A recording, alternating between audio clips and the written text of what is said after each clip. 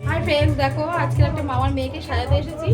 ওকে কেমন লাগে সাজানো তোমরা দেখো, যদি ভালো লাগে কমেন্ট করে বলবে। আর ওর দিদিকেও সাজিয়েছি, তোমরা দেখো আমার একটা ছাত্রী সাজিয়েছে। আসো সাজতে আসো।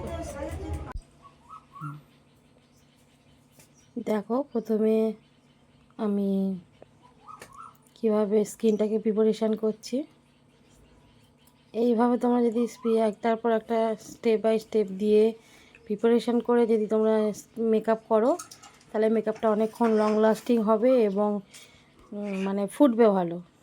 আমি তো চেষ্টা করেছি, আর তোমরাও তো দেখেছো কাজ। স্কিন প্রচণ্ড গ্লো করছিল, ফোনে হয়তো অতটা বোঝা যাচ্ছিলো না, কিন্তু আমি দুপুর 3:30 4টের মধ্যে আমার মেকআপ কমপ্লিট হয়ে গেছে। তারপর হেয়ার স্টাইল করতে, শাড়ি টাড়ি পরাতে সন্ধ্যে টাইম হয়ে গেছিলো। কিন্তু অত তাড়াতাড়ি মেকআপ করেছি, তাও পুরো সন্ধ্যে পর্যন্ত দারুণ গ্লো করছিল। পুরো রাত 10টা 11টা অবধি, বলতে সারা রাতি। ও সকালবেলাও বলছিল দিদি আমি ওই মেকআপেই চলে গেছি, আর অন্য মেকআপ করিনি, এতক্ষণ স্টে করেছে। এইভাবে স্টেপ বাই স্টেপ মেকআপ করলে বা স্টে করে করে সুন্দর করে করে করলে, তাহলে তোমাদের মেকআপও সুন্দর হবে এবং মেকআপটা অনেকক্ষণ লং লাস্টিং হবে এবং ভালো থাকবে।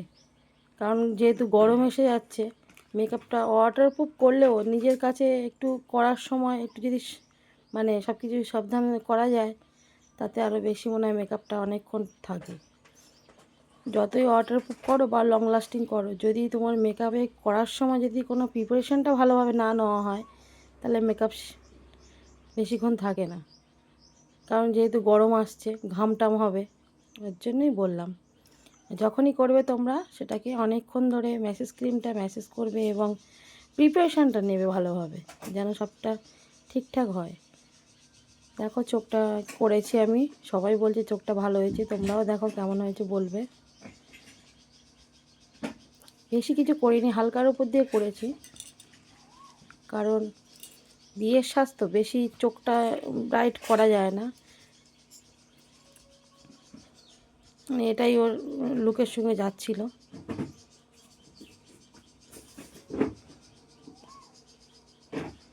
দেখো চোখটাও একটু টানা টানা করেছি। ভুরোটা যেহেতু ওর জড়া ভুরু, অনেকে ভাবছে যে ভুরোটা জড়া কেমন লাগছে, কিন্তু না, ওর মানে খুব ভালো লাগছিল ভুরোটা, মানে এত সুন্দর লাগছিল। ভুরোর জন্যই মুখটা বেশি গ্লো করছিল। তোমাদের মনে হতে পারে যে ভুরোটা জড়া, কালো কালো লাগছে, জ্যাবড়া লাগছে, কিন্তু না, জড়া ভুরো কি কেটে দেওয়াটা কি ঠিক? সে আজ না হলে কাল তো ফের জড়া হবে। আর তারপর বিয়ের সময় বলে কথা, ও রাখে, আর এমনি সময় রাখে, আর বিয়ের সময় তুলে দিলে কেমন লাগবে, ফাঁকা ফাঁকা হয়ে যাবে জায়গাটা। ওর জন্য আমি জড়া ভুরোটাই রেখেছি। আর ও এমনিতেই ওর ভুরোটা খুব মোটা আর কালো, বেশি করতে কিছু হয়নি আমার। দেখো মেকআপটা কি গ্লো করছে, মানে এখনও স্টার্ট করলাম না, তাতেই গ্লো এসে গেছে। তোমরা নিজেরাই বুঝতে পারবে মেকআপটা হওয়ার পরে। আর ওর মানে মুখটা খুব ছোট্ট, একদম মানে একটু বড় টড়ো মুখ হলে মানে একটু ইয়ে করা যায়, গালটালগুলো ঠিকঠাক, মানে সে একদম ছোট। কন্ট্রোল মানে করতেই লাগেনি গালে বা নাকে, সামান্য করে একটুখানি না করলে নয়, তেমন করেছে।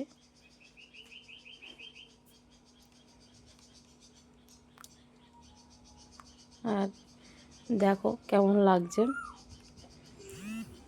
বলো কেমন লাগছে। চেষ্টা করেছি, জানি না কতটা কি ভালো করতে পেরেছি।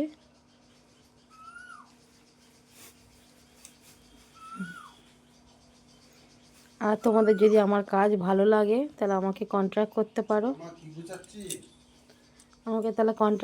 পারো, আমি সব জায়গায় অ্যাভেলেবেল আছি। আমাকে যেখানে যখন কন্ট্যাক্ট করে ডাকবে, আমি গিয়ে সাজিয়ে দিয়ে আসবো। আর কন্ট্যাক্ট নাম্বারও দেওয়া থাকবে, তোমরা পারলে কন্ট্যাক্ট করতে পারো।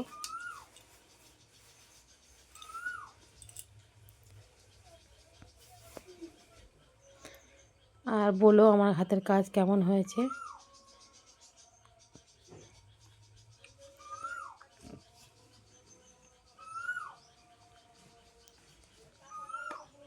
ওর ঠোঁট, নাক, চোখ খুব সুন্দর, মানে আমার বেশি কষ্ট করতে হয়নি। যার জন্য তাড়াতাড়িও হয়ে গেছে। অনেকের কী আছে একটু ভোঁতা ভোঁতা হয়, সেগুলো টিকালো করতে হয়, তো ওটা বেলা কিছু করতে লাগেনি আমার।